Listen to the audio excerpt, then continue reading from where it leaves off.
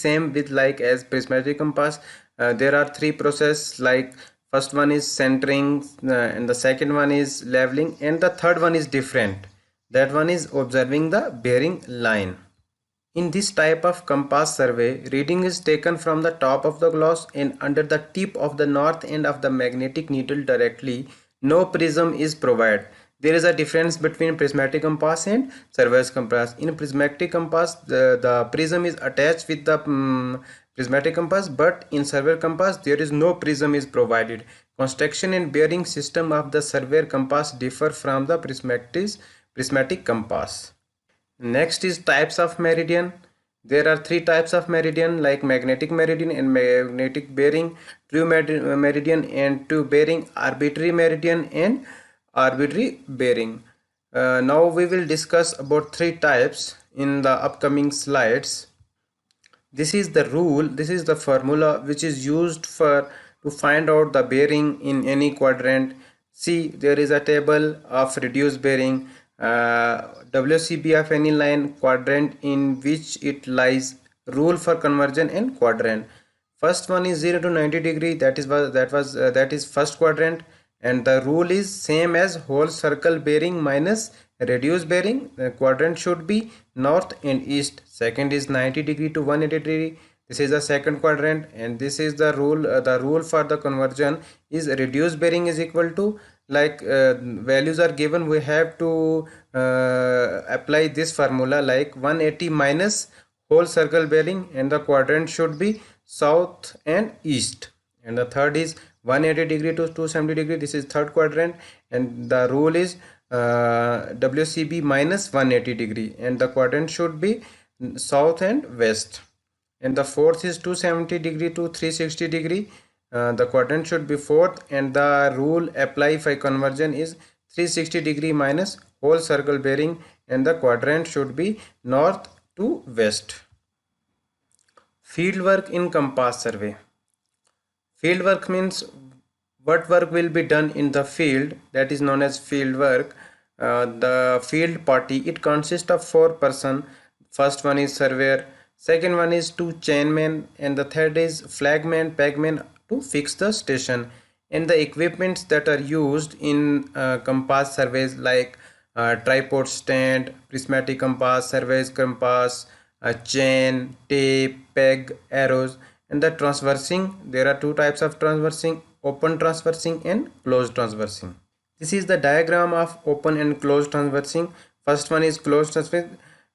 Closed transverse is used, or it is defined as the first point and the last point is known any point where we are taking the measurement. This is known as closed transverse. And the open transverse is first point is known and the last ending point is unknown. This process is known as open transverse. Precaution in using the compass surveying are, first one is glass cover, set up and level properly, reading notes, prevent from dust, rain, cleaning, carrying the instrument. Like glass should be covered, and our setup is purely level. And the third is we have to with our reading notes. And the fourth is the instrument which we are carrying should be free from dust and rain. It should be clean, and we have to care the instrument which are used. While we are taking the measurement in any field, it is it should become with the various errors. Like errors in compass survey, the errors may be classified as, the first one is instrumental error, personal error, error due to natural cause. The points should be are improper balance weight, bent pivot tube, sluggish needle, setup is not properly leveled, marking the station is not accurate, reading should not clear. There is also mistakes while taking the reading. These are the errors which are used in compass survey. Then next है हमारा types of plans. Types of plans में आपका आ जाता है location plan, then उसके बाद layout plan, and then उसके बाद साइट प्लान. जो लोकेशन प्लान है, a location plan shows the location of area and plot is called as location plan. Location plan वो प्लान है कि किसी भी साइट का जो भी लोकेशन शो करे उस तरीके का हम जो प्लान ड्राइंग करते हैं वो एक उसको हम लोकेशन प्लान बोला जाता है। देन नेक्स्ट है हमारा layout plan. Layout plan should shows plot and plot boundaries. It is used to fix location of plant. जिस रीजन में हम काम कर रहे हैं, जिस प्लॉट पे हमारी वर्किंग हो रही है, उस प्लॉट के उस प्रॉपर्टी की जो बाउंड्रीज हैं उसको हम शो करके ड्रा कर सकते हैं, तो उसको हम क्या बोलते हैं, लेआउट प्लान। देन उसके बाद आपका आता है साइट प्लान। साइट प्लान वो प्लान है कि जहाँ पे हमारी साइट चल रही है, वो रोड किससे कितना दूर है, कितने डायमेंशंस हैं उसके प्लॉट के, और कौन कौन सी उस एरिया में ऐसी प्रपोज बिल्डिंग है, कोई स्कूल है या हॉस्पिटल है, जो भी है वो एक साइट प्लान उसके नियर अराउंड जितने भी रीजन हैं उसको हम एक प्लान बना के ड्रा कर सकते हैं पेपर पे, तो हम उसको साइट प्लान बोलते हैं। देन नेक्स्ट है हमारा line plan. A line plan shows arrangement of various propose building with details such as doors and window drawn not to scale. They are used in initial stage of planning. And the building plans, a building plan shows all rooms, walls, doors and windows and detail to scale. They are useful during the execution of work. So the line plan वो plan है कि जिससे हम क्या करते हैं, कोई भी अपने स्ट्रक्चर कोई ड्राइंग है उसको हम ड्रा करते हैं, उसमें से दो चीज़ों को छोड़ के, जैसे डोर्स एंड विंडो को एक्सेप्ट करके, उनको एग्जेम्प्ट करके हम जो भी प्लान बनाते हैं वो हमारा इसमें आता है लाइन प्लान में। देन उसके बाद है आपका बिल्डिंग्स प्लान। तो बिल्डिंग प्लान वो प्लान हुआ, नाम से ही पता चल जा रहा है कि किसी भी एक स्ट्रक्चर का, एक पूरी बिल्डिंग का जो प्रॉपर प्लान होना चाहिए, जिसमें रूम्स हों, वॉल्स हों, डोर्स हों, विंडोज़ वगैरह, ये सब डिटेल जो भी हैं हम उसमें फिल करके जो भी एक प्रॉपर ड्राइंग करके एक प्लान बनाते हैं उसको हम बिल्डिंग्स प्लान बोलते हैं। देन नेक्स्ट है हमारा इक्विपमेंट रिक्वायर्ड फॉर चेनिंग। ऐसे कौन कौन से हमारे इक्विपमेंट्स हैं जो हमें चेनिंग के दौरान हमें ज़रूरत पड़ती है। Chain, it is a very old method for measurement of distance by chain. Chain सबसे पुराना मेथड है मेज़रमेंट का, जिसके द्वारा हम क्या करते हैं कि डिस्टेंस को मेज़रमेंट करते हैं। अब बात करें इसको कि इसमें क्या क्या कैसे कैसे इसकी कंस्ट्रक्शन होती है। Chains made of straight link of mild steel wire of 4 mm diameter to measure the distance. brass rings are inserted at every 1 meter and brass tacks are inserted at every 5 meter. Chains are generally available in 20, 30 and 50 meter in a length. तो first point जो है कि वो कहता है कि chain जो बनती है वो एकदम स्ट्रेट लिंक से, माइल्ड स्टील से बनती है, माइल्ड स्टील की वायर से बनती है जिसका डायमीटर 4 mm होता है। देन उसके बाद हर 5 मीटर के डिस्टेंस पे एक ब्रास की रिंग्स प्रोवाइड की गई है, जिससे कि हम उस पर ये अनुमान लगा सकते हैं कि हमारा डिस्टेंस इतना मेज़र हो गया। उसमें डिस्टेंस शो करता है कि हर 5 मीटर पे एक टैली लगी हुई है, एक ब्रास का टैग लगा हुआ है, उसको हम एज अपना रेफरेंस पॉइंट मानते हैं। और बात करें चेन्स की जो लेंथ अवेलेबल है वो अपने पास 20 मीटर की भी है, 30 मीटर की भी है, और अब तो 50 मीटर में भी अवेलेबल हो रही है। Advantages and disadvantages of chaining. Advantages की बात करें तो सबसे पहले very strong as made of steel, बहुत ही मज़बूत होती है क्योंकि ये किससे बनी होती है, स्टील के लिए। फील्ड मेजरमेंट सूटेबल इन हिली एंड फॉरेस्ट एरिया, सिर्फ और सिर्फ हम इसको जो अच्छे से सूटेबल करती है वो हिली एरिया और फॉरेस्ट एरिया में करती है। इट हैज़ लेस एरर, क्योंकि इससे एरर लेस क्यों होते हैं, क्योंकि एक तो इसका डिस्टेंस जो इसका लेंथ होती है वो बहुत कम होता है, हम इजीली एरर को रिमूव कर सकते हैं। और डिसएडवांटेजेस की बात करें, हैवी इन वेट, क्योंकि ये स्टील की बनी होती है तो बहुत ही वेटेज वाली होती है, लेबर कॉस्ट इसमें ज़्यादा लगता है। सूटेबल फॉर ऑर्डिनरी वर्क, छोटे वर्क और एक टेम्परेरी वर्क के लिए हम इसको यूज़ कर सकते हैं, उसके लिए बेस्ट है ये। Length shorten due to bending of link, इसकी लेंथ शॉर्ट होने की वजह से जो इसके लिंक्स होते हैं उसमें क्या हो जाता है कि लिंक कभी कभार, जैसे हिली एरिया में हम यूज़ करते हैं इसको, तो उसके लिंक्स जो हैं वो बेंड हो जाते हैं। टाइप्स ऑफ चेन में ये 3 टाइप्स की अपने पास अवेलेबल होती है। जो मेन डिवीज़न है वो एक मैट्रिक चेन होती है और एक नॉन मैट्रिक चेन होती है। मैट्रिक चेन वो चेन होती है कि जिसके यूनिट मीटर में हों, तो हम उसको एक मैट्रिक चेन बोलते हैं। और नॉन मैट्रिक चेन वो चेन होती है कि जिसके यूनिट मीटर में ना हो, उसको हम नॉन मैट्रिक चेन बोलते हैं। तो मैट्रिक चेन में जो हमारे पास लेंथ अवेलेबल है वो 20 मीटर और 30 मीटर है। और बात करें लिंक्स की, तो उसमें 100 लिंक्स होते हैं 20 मीटर वाली में, और 150 लिंक्स होते हैं 30 मीटर वाले में। अब घंटर चेन की बात करें तो घंटर चेन की जो लेंथ होती है उसके सबसे पहले जो यूनिट होते हैं वो यार्ड्स में होते हैं। मैट्रिक चेन के यूनिट मीटर में होते हैं और घंटर चेन के यूनिट यार्ड्स में होते हैं। जो कि इसकी लेंथ है वो 66 फीट होती है और 150 इसके लिंक्स होते हैं। और इंजीनियरिंग चेन की बात करें तो इसके भी यूनिट यार्ड्स में होते हैं। ये बाहर के कंट्रीज़ में यूज़ किया जाता है, हमारे इंडिया में मैट्रिक चेन को यूज़ किया जाता है। और जो 100 फीट इसकी लेंथ होती है और 100 ही लिंक्स होते हैं इंजीनियरिंग चेन में। फिर उसके बाद अब दो तरीके का इसमें काम होता है। 2 तरीके के सर्वेयर होते हैं, एक फील्ड वर्क का सर्वे होता है और एक ऑफिस वर्क का सर्वे होता है। इसमें जैसे कोई भी हम काम फील्ड में करें तो उसको हम फील्ड वर्क बोलते हैं, फिर उसी काम को जाके हम ड्राइंग बनाते हैं तो वो ऑफिस वर्क होता है। तो फील्ड वर्क जो होता है, it consist in taking measurement for detail recording field note and setting out of the work. So basically field work में हम क्या करते हैं कि मेज़रमेंट लेते हैं डिटेल्स की, जो जो हम काम करते हैं उनकी मेज़रमेंट लेते हैं। देन उसके बाद उसको हम रिकॉर्ड करते हैं अपनी फील्ड बुक पे और फिर काम अपने को सेट आउट करते हैं।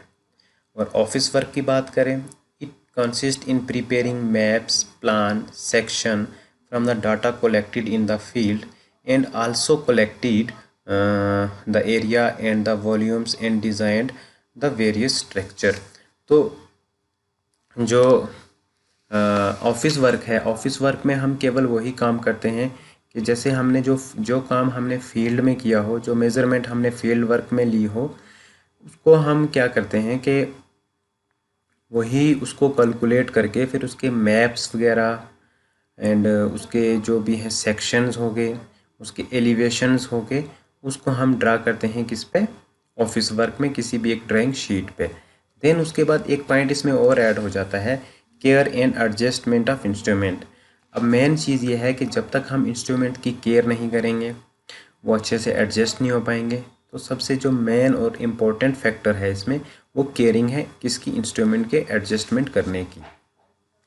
इसमें भी कुछ 1-2 लाइनें हैं, जैसे कि the survey must be thoroughly familiar with the instrument which he will be called upon the use. He must also know the method of testing and adjusting the instrument. अब बात करें केयरिंग एंड एडजस्टमेंट की, तो care and adjustment वो एक ऐसा factor है कि वो स्किल्ड लेबर होनी चाहिए उसके लिए, और वही पर्सन उसको यूज़ करना चाहिए कि जिसको उसके बारे में नॉलेज हो, तभी वो केयर भी कर पाएगा। देन उसके बाद एक प्रॉपर एडजस्टमेंट भी कर पाएगा। इम्प्रॉपर एडजस्टमेंट से क्या होगा कि उसमें एरर्स आएंगे, फिर एरर्स को रिमूव करने में बहुत सारा वक्त लगता है। देन उसके बाद कई बार हमें दूसरी बार रीडिंग लेनी पड़ती है, उसमें भी हमारा एक्स्ट्रा टाइम लगता है। तो हम टाइम को ज़्यादा लिए हुए हमें क्या करना चाहिए, अपने इंस्ट्रूमेंट की केयर करना चाहिए। ऐसा नहीं होना चाहिए कि हमने इंस्ट्रूमेंट यूज़ किया देन उसके बाद उसको धूप या डस्ट में छोड़ दिया, जिससे क्या होता है कि इंस्ट्रूमेंट के लेंसेज ख़राब हो जाते हैं, उनको करोजन लग जाता है। एक प्रॉपर उनको केयर करनी पड़ती है। देन उसके बाद उसकी एडजस्टमेंट करनी पड़ती है। Caring and adjusting is the most important factor in the field of surveying engineering. So care और एडजस्टमेंट जब तक नहीं होगी इंस्ट्रूमेंट की, तो हम उनसे जो रीडिंग्स लेते हैं या जो भी हम बाकी की मेज़रमेंट करते हैं वो एकदम इम्प्रॉपर रहेगी। देन नेक्स्ट है उसके बाद टेप्स। और मटेरियल यूज। टेप क्या क्या होता है? टेप्स बेसिकली एक मॉडर्न टाइम में सर्वे का एक इंस्ट्रूमेंट है, जिसे हम क्या करते हैं, पहले एंशिएंट टाइम में हम चेन से मेज़र करते हैं, अब हम किससे करते हैं, टेप से करते हैं। तो टेप से हम क्या करते हैं कि हम बेसिकली टेप से मेज़रमेंट लेते हैं, डिस्टेंस करते हैं, जो कि बहुत ही आसान है और एक्यूरेट मेथड है। अब टेप्स में भी डिफरेंट टाइप्स की टेप्स हैं। क्लॉथ एंड लिनन टेप होती है, किसकी बनी होती है, ये वर्निश स्ट्रिप ऑफ वोलन लिनन की कपड़े की टेप होती है, जो कि आपने देखा होगा बहुत सारे दर्जियों के पास होती है। देन उसके बाद इंजीनियरिंग के पास भी ये टेप होती है। Metallic tape reinforce with brass और कॉपर वायर। मेटेलिक टेप वो टेप है जो कि रेनफोर्स और ब्रास और कॉपर वायर से बनी होती है। स्टील टेप एक होती है, स्टील टेप स्टील रिबन की बनी होती है। देन उसके बाद आपकी एक इनवर्ट टेप है, जो कि अलॉयस अलॉय स्टील और निकल की बनी होती है, जिसमें अलॉय की जो मात्रा होती है वो 64% होती है और जो निकल होता है वो 36% होता है उसमें। Hello everyone, myself Shahnawaz Ahmad Mir, faculty of diploma department, Suresh Gyan Vihar university. So today our next lecture. In this lecture we will discuss about the brief introduction of chain, tape, and what are different types of maps are used in chain survey or in survey, and we will also discuss about chain survey.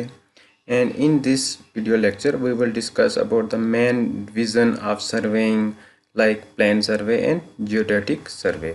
So one by one we will discuss in this video. The basic definition of the chain survey is defined as like surveying is the art of the determining relative position of objects on the surface of the earth by taking the measurement in the horizontal and vertical plane. The measurements are drawn to convert reduced size of paper known as maps or plan. It is the part of survey. Thus, in other words, we can say that it is the part of survey which deal the measurement in vertical plane is known as leveling. In the on the paper which these measurement are drawn are called section and elevation. So the basic surveying and leveling are considered to be different types of operation, but in the wider sense, a wider report, the term survey includes leveling. So the main object of the surveying is to obtain map or a plan of the area surveyed. The art of the surveying and maps making has been practiced that very ancient time. So this is the basic definition of the surveying, and the basic purpose of the surveyings are to determine the relative position and size of natural and artificial features like mountains, hills, lakes, etc. to find relative height of various points of the earth, and to prepare an engineering map showing detail like highway, railway, canals. And it is also prepared like military map showing strategic points important for a defense country. So the basic purpose, जो इसका basic purpose है उसमें हम ये करते हैं कि हम सबसे पहले जो डिफरेंट पोजीशंस होती हैं, size of natural and artificial जो भी फ्यूचर्स होते हैं, जैसे माउंटेन्स हो गया, हिल्स हो गया या लेक्स हो गया, हम उनकी पोजीशन को डिटरमाइन करते हैं। इसीलिए हम एक सर्वेइंग करते हैं। फिर उसके बाद जो बहुत सारे वेरियस पॉइंट्स होते हैं हमारे अर्थ सरफेस पे, हम उनको फाइंड आउट करते हैं।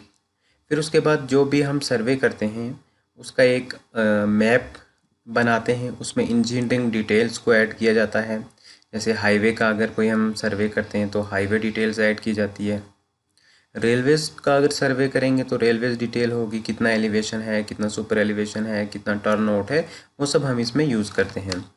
बात करें कैनाल्स की, तो कैनाल्स का भी एक टोपोग्राफिकल मैप बन रहा है जिसमें शो किया जाता है किस डायरेक्शन में है, कितना हमें उस पर कटिंग करके उसको डीप करना है। तो इस टाइप्स की जो भी डिटेल्स हैं वो एक इंजीनियरिंग मैप पे हम शो करते हैं बना के। फिर उसके बाद हम क्या करते हैं कि मिलिट्री मैप को शो करते हैं, लाइक जैसे कि कहीं भी अपने कंट्रीज़ की जो बाउंड्रीज वॉल हैं, जहाँ जहाँ डिफेंस सेक्टर है, वहाँ पे हम शो करते हैं। तो और ये बताते हैं कि ये एक मिलिट्री मैप है, ये सरफेस इंडिया की है, या फिर ये हमारे ऑक्यूपेशन में है, जो भी है वो एक मिलिट्री के हिसाब से सर्वे किया जाता है। तो ये बेसिक पर्पस है सर्वे का, जो कि हम सर्वे करते हैं। देन अगर हम उसके बाद बात करें इसकी मेन डिवीज़न सर्वे की, तो उसमें जो है वो सर्वे को 2 डिवीज़न में डिवाइड किया गया है। जो कि फर्स्ट डिवीज़न हमारा है वो है प्लेन टेबल सर्वे, और उसके बाद अपना जो सेकंड डिवीज़न है उसको हम जियोडेटिक सर्वे बोलते हैं। सो बेसिकली जो हमारा प्लेन सर्वे है, प्लेन सर्वे को हम डिफाइन करते हैं कि the earth is like somewhat elliptical in nature, but it is generally assumed to be a spherical.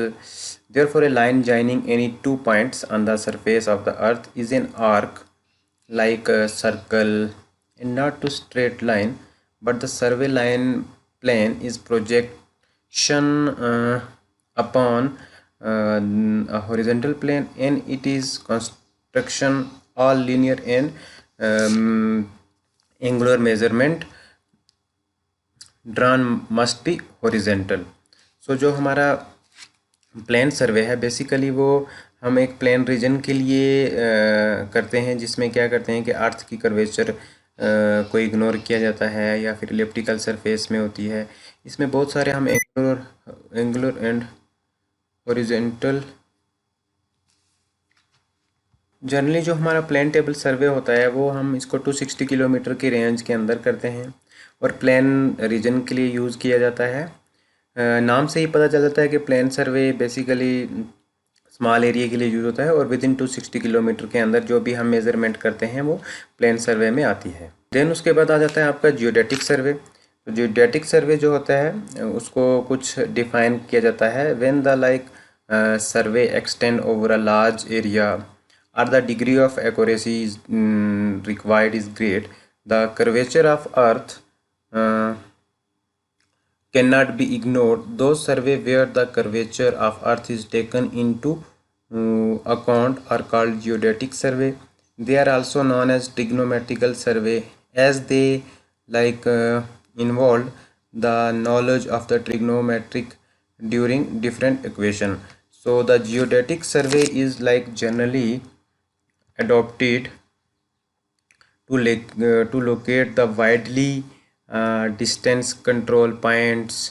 Survey to be conducted between these points, it is the require the use of very redefined instrument as well as method of observation and adjustment. So basically जो हमारा geodetic सर्वे है सबसे पहले वो large area के लिए use किया जाता है। देन उसके बाद हम इसमें क्या करते हैं कि जो भी हमारा एरिया 260 किलोमीटर से ज़्यादा होता है उसको उस एरिया को हम जियोडेटिक सर्वे में क्लासीफाई करते हैं। देन इसके बाद इसका जो एडजस्टमेंट है और जो मेज़रमेंट है वो एकदम उसमें ग्रेट एक्यूरेसी हमें चाहिए। तो जियोडेटिक सर्वे बेसिकली 260 किलोमीटर के अबोव का एरिया का जो भी हम मेज़रमेंट करते हैं या एडजस्टमेंट करते हैं उसको जियोडेटिक सर्वे कहा जाता है। Then next is maps and plans. ये तो एक बेसिक टर्म है, आपने नाम भी सुना होगा, मैप्स और प्लान। जैसे हमारा इंडिया का मैप्स है उसमें मिलिट्री मैप है, ओशन मैप है, सी मैप है, सब टाइप्स के जो भी मैप्स हैं वो मैप्स में आते हैं। प्लान्स हो गया कि किसी भी बिल्डिंग का प्लान, किसी भी अपार्टमेंट का प्लान, किसी भी स्ट्रक्चर का प्लान, उनको हम कैसे ड्रा करते हैं, उनका कैसे सर्वे किया जाता है, तो हम उसको मैप्स एंड प्लान बोलते हैं।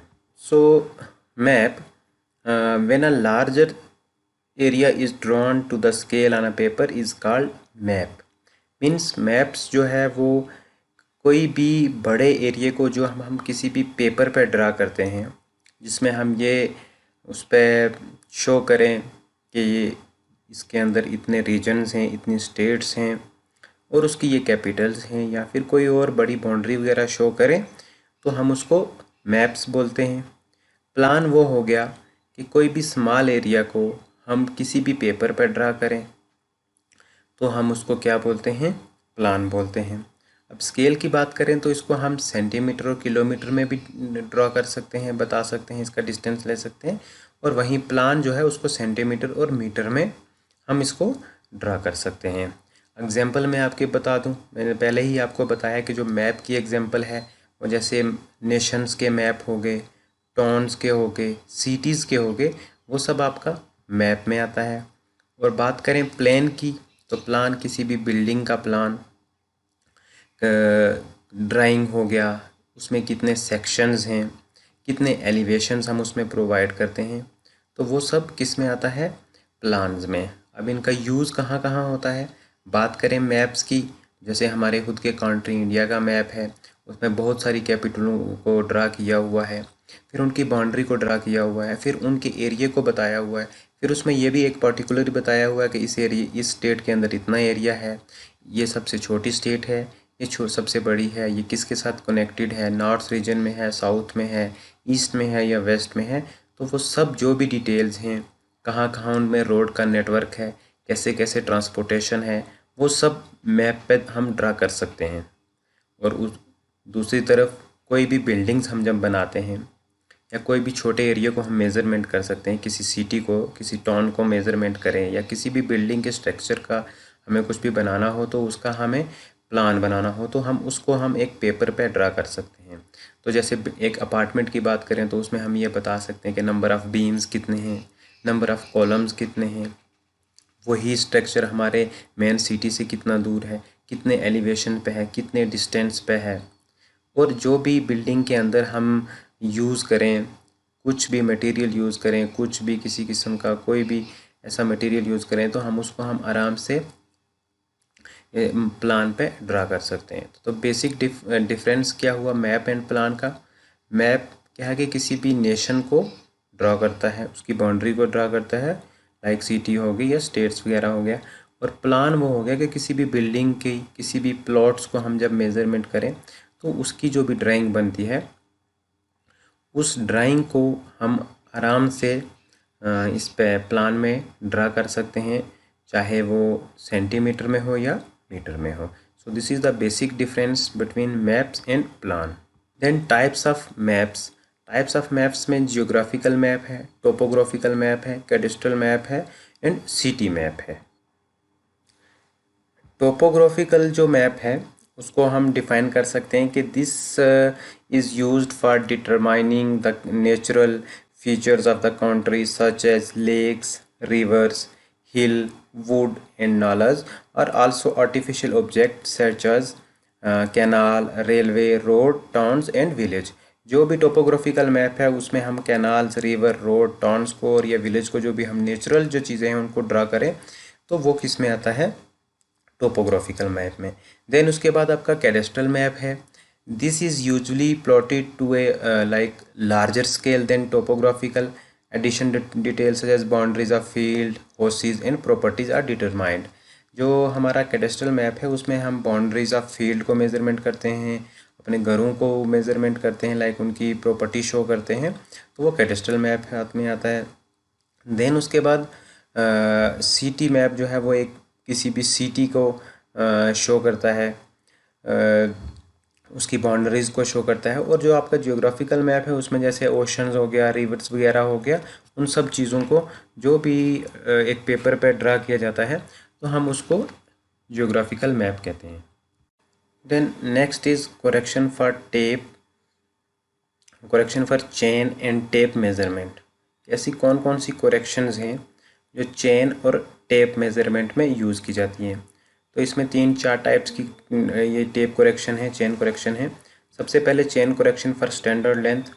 चेन में be found to be longer और shorter than its is designed length before and after the distance measurement taken.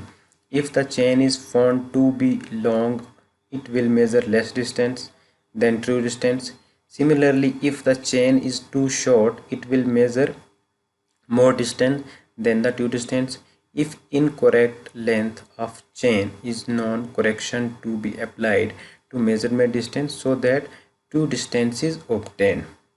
So basically first जो करेक्शन है वो हमारी वो लेंथ पहले की बात की गई है कि अगर हमारी चेन या तो ज़्यादा लंबी होगी या वो ज़्यादा छोटी होगी, उसके कारण जो भी हम डिस्टेंस मेज़र करेंगे, अगर हमारी चेन लंबी पाई जाती है तो वो क्या करेगी, लेस डिस्टेंस मेज़र करेगी देन किससे, टू डिस्टेंस से। अगर इसी तरह हमारी चेन टू शॉर्ट होगी तो हमें ज़्यादा बार मेज़रमेंट करनी पड़ेगी एज़ कम्पेयर टू डिस्टेंस। तो अगर हमारी चेन की लेंथ ही इनकरेक्ट है तो जाहिर सी बात है कि जो भी हम मेज़रमेंट करेंगे उसमें क्या होगा, करेक्शन होगा तो उससे क्या होगा, हमारी रीडिंग्स एक्यूरेट नहीं होगी।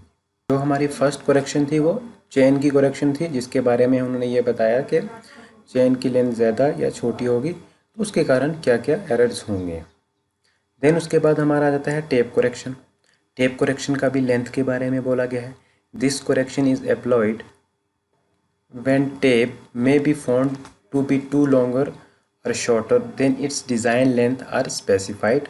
इसमें भी यही है कि अगर हमारी चेन या तो ज़्यादा बड़ी होगी या ज़्यादा छोटी होगी तो उसके कारण जो उसमें लेंथ में जो इम्प्रॉपर आएगा वो हमारा क्या होगा, लेंथ करेक्शन फॉर लेंथ। सो जो अपना टेप करेक्शन है उसको जो उसमें फर्स्ट लेंथ है, फर्स्ट करेक्शन है वो करेक्शन फॉर लेंथ है कि जो उसे ये हम डिफाइन करते हैं या डिटरमाइन करते हैं कि हमारा अगर टेप की लेंथ ज़्यादा छोटी होगी या ज़्यादा बड़ी होगी तो उसके कारण जो भी लेंथ के कारण मेज़रमेंट हम करेंगे तो उसमें करेक्शन आएगा, तो उसको हम क्या बोलते हैं, करेक्शन फॉर लेंथ।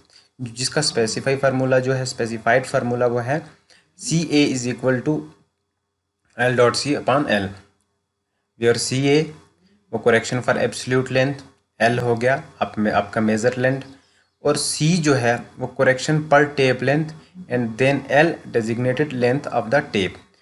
तो CA वो हो जाएगा जो करेक्शन आएगा लेंथ के कारण उसको हम करेक्शन फॉर एब्सोल्यूट लेंथ बोलते हैं। और L जो है जो हमने मेजर्ड की लेंथ को, उसको हम टेप से जो हमने लेंथ को मेजर्ड किया वो हमारा मेजर्ड लेंथ हो जाएगा। और C जो हो जाएगा उस या तो चेन ज़्यादा छोटी हुई या जो ज़्यादा चेन बड़ी हुई उसके कारण जो करेक्शन होगा उसको हम करेक्शन पर टेप लेंथ बोलेंगे, जिसको हम डिनोट करते हैं C से। और L जो है जो एक फिक्स्ड लेंथ होती है किसकी, designated length of the tape. This is the formula which is used in tape correction for length. correction for temperature है दूसरा आपका length. this correction is necessary when the temperature on the field is different from the temperature at which tape is calibrated. जो correction हमारी temperature के कारण होगा उसको हम करेक्शन फॉर टेम्परेचर बोलते हैं। मान लो कि जब हम टेप को अपने लेबोरेटरी से ले गए तो तब टेप का टेम्परेचर 25 डिग्री था। देन उसके बाद हम मेज़रमेंट करने लगे फील्ड में तो वहाँ पे टेम्परेचर बढ़ गया, तो उसके कारण जो करेक्शन होगा, टेप जो हमारा कैलिब्रेटेड हो जाएगा, एक्सपेंड हो जाएगा, तो उसको हम क्या बोलते हैं, correction for temperature. Correction for temperature का जो फार्मूला है वो है CT is equal to alpha TM minus TL into S। अब इसमें CT को हम डिफाइन करते हैं किससे, करेक्शन फॉर टेम्परेचर से। देन अल्फ़ा जो हो जाएगा क्या हो जाएगा, थर्मल एक्सपेंशन, जो कोफिशिएंट ऑफ थर्मल एक्सपेंशन जो हो उसमें चेंज आएगा। TM आ जाएगा mean temperature during measurement. TM वो टेम्परेचर है कि जब हम फील्ड में मेजरमेंट कर रहे थे वो वाला टेम्परेचर को हम किसे डिनोट करते हैं, TM से। देन उसके बाद है आपका TS वो टेम्परेचर है कि जो पहले से टेप का करेक्शन था उस टेम्परेचर को हम TS बोलते हैं। और देन उसके बाद लेंथ इन मीटर, जो हमने लेंथ को मेज़र किया मीटर में उसको हम बोलते हैं L। तो this is the formula which is used for correction for tape correction for temperature in tape correction. Then next है करेक्शन फॉर पुल और tension. If the pull applied in the tape during measurement is more than standard pull at which tape was standard, its length increase due to this distance measured will be less than actual. तो जो हमारा tape correction पुल correction है, या उसको हम tension भी कह सकते हैं, जो पुल की वजह से हमारी टेप में करेक्शन आएगा डिस्टेंस मेज़र करते हुए, यह है उसको हम क्या बोलते हैं, करेक्शन फॉर पुल और टेंशन। इसका जो फार्मूला है वो है CP is equal to P minus PO into L upon AE। अब इसमें P क्या है, CP हो जाएगा आपका करेक्शन फॉर पुल और टेंशन। देन उसके बाद जो P है पुल अप्लाइड ड्यूरिंग मेजरमेंट। P जो है कैपिटल P, फर्स्ट जो सिंगल P है वो कौन सा पुल हो जाएगा, जब हम मेजरमेंट कर रहे हो उसके कारण जो भी पुल लगेगा उसको हम डिनोट करेंगे P से मेजरमेंट करते हुए। देन उसके बाद है आपका PO जो स्टैंडर्ड पुल जो पहले से ही फिक्स्ड होता है। L आपका हो जाता है मेजर्ड लेंथ, जो भी हमने लेंथ को मेजर्ड किया। देन उसके बाद A है, अब कितने एरिया को मेज़र किया, कितना क्रॉस सेक्शनल एरिया टेप से हमने मेज़रमेंट किया, उसको हम क्या बोलते हैं, cross sectional area of tape, जिसको डिनोट करते हैं A से। देन उसके बाद है आपका E जो होगा वो इलास्टिसिटी हो गया, जो कि उस टेप में लगता है, हम इसको यंग मॉडुलस ऑफ इलास्टिसिटी भी बोल सकते हैं। देन है उसके बाद correction for sag. The difference between horizontal distance and measured length along catenary is called sag. At the time of determination of correction of sag this curve में B assumed. तो जो सैग करेक्शन है वो वाली correction है कि जिससे हम क्या करते हैं, जब मेज़रमेंट करते हैं तो हम अपनी चेन को एकदम थोड़ा सा ढीला करते हैं, तो उसके कारण एक कर्व बन जाता है, एक कैटेनरी शेप बन जाती है, जिसके कारण हमारा एरर आता है। उस करेक्शन को हम क्या बोलते हैं, करेक्शन फॉर सैग, जो कि उसका फार्मूला है CS हो गया आपका करेक्शन फॉर सैग, W1 का whole square into L1 upon 24 P square. C हो जाएगा आपका CS क्या है, करेक्शन फॉर सैग, और W1 जो है वो उस टाइम वेट, अब W1 जो है वो हम मेज़रमेंट कर डिफाइन करते हैं किससे, वेट ऑफ टेप से। L1 हो गया आपका लेंथ ऑफ टेप, और जो 24 है 24 फार्मूले का है, और P स्क्वायर जो होता है वो क्या हो जाता है कि जो भी उस करेक्शन में पुल अप्लाइड होता है हम उसको क्या बोलते हैं, pull applied to the tape which is denoted by P। अब जो करेक्शन फॉर एब्सोल्यूट लेंथ था टेप का, उसकी जो करेक्शन है वो पॉजिटिव भी हो सकती है और नेगेटिव भी हो सकती है। करेक्शन फॉर टेम्परेचर की जो करेक्शन आएगी वो भी पॉजिटिव और नेगेटिव हो सकती है। देन उसके बाद जो हमारा करेक्शन फॉर पुल है वो भी पॉजिटिव या नेगेटिव हो सकता है, और देन उसके बाद जो हमारा करेक्शन फॉर सैग है वो हमेशा नेगेटिव रहता है। Hello, good morning all of you. Myself Shanwaz Ahmed Mir, working as assistant professor in diploma department Suresh Gyan Vyar University. So today we will discuss our new topic, that name is compass survey, and we will also discuss about the studies of instrument and area calculation. In this topic we will discuss about the various type of instrument which are used in compass survey and how we will calculate the area calculation in this topic. First we will see about the learning objective. What are the learning objective of this topic? Student will understand the various important term and instrument used in compass survey. They will also understand the procedure of compass survey and the different types of compass survey, various instruments that are used in compass survey. And the learning outcomes are, they will understand the methods of traversing, reduce the field data and plot the result geographically. Let's start the compass survey. The compass survey is a type of survey which is used in civil engineering. With the help of compass we will measure the directions with the help of compass. There are two types of compass, prismatic compass and surveyor compass. The principle of survey is traversing, which involve a series of lines which are connected. This is the diagram of a compass survey. The man who is using compass survey and finding the directions with the help of compass survey and tripod. And we will also discuss about the types of compass survey. There are two types of compass survey: prismatic compass and surveyor compass, which is shown in the figure. This is the clear picture of a prismatic compass. There are various parts of compass survey that are showing in the figure.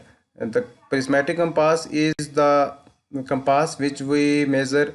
Both compass like prismatic and surveyor compass are used to the measuring the direction when we measure any field or any plotting the area and any area calculation. These two types of compass are used. The compass survey consists of various parts like cylindrical metal box, pivot tube, lifting pin and lifting lever, magnetic needle, graduated ring, prism, object vane, eye vane, glass cover, sunglasses, reflect mirror, spring brake or brake pin. These are the consisting parts of a compass survey. Whether it is, but it is only some components are used in prismatic compass, and the surveyor compass is a totally different compass survey. This is the real image of a compass survey that you are showing in this picture. There is a compass there is a needle inside, and there is also some vanes, scale, there is also a prism. These are the this is the compass survey that which are used in current time in our surveying The different instruments used for compass survey are prismatic compass, tape, ranging rod, tripod, arrows, plumb bob.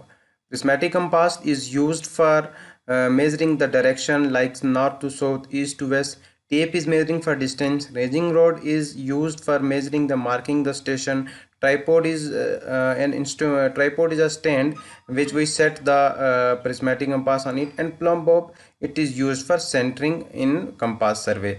These are the instruments which are used by measuring the distance or directions or calculation of area in compass survey. Prismatic compass comprises of a magnetic needle which is attached to the circular ring made of aluminium. The needle is on the pivot tube and will orient itself in the magnetic meridian.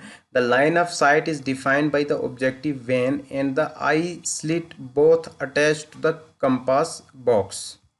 A triangle prism is fitted below the eye sight slit. The reading increase in clockwise direction. The object vane from can be folded on the glass lid which cover the top at the box. As you clearly see in the diagram, there is a prismatic compass.